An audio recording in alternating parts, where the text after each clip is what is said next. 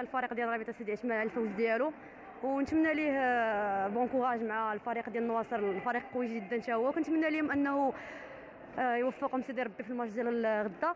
الفريق ديالنا حنايا للاسف كيفتقد اللاعبات الاساسيات، وغادي نذكر الاسماء ديالهم حيت كنفتخر انهم بنات ليكيب ديالي: زينب بوشرويف، كريمي، صفاء الحاج. فهادو من احد اللاعبات الاساسيات للاسف افتقدناهم. للاسف ما سافناش الحظ، حيت راه كيف ما كتشوفوا كلشي شاف.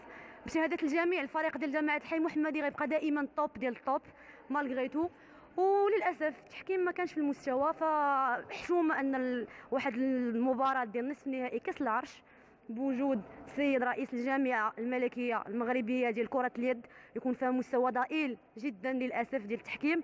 ماشي مشكله، جامعه الحي المحمدي قادمه ان شاء الله الموسم القادم بواحد القوه كبيره اللي غتصدم بها كلشي، وان شاء الله كاع اللي كريتيكانا بواحد الطريقه خايبه ان شاء الله العام الجاي غادي يشوف حاجه اخرى ان شاء الله. وكنتمنى التوفيق لكاع لي زيكيب يستاهلوا بوكوا با.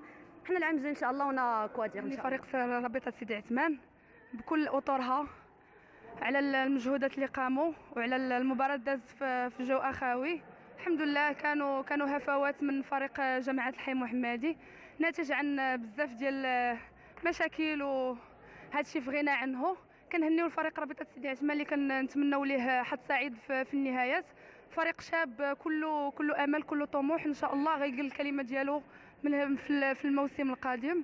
وبون شونس للناس ديال الحي المحمدي، والله يوفق الجميع.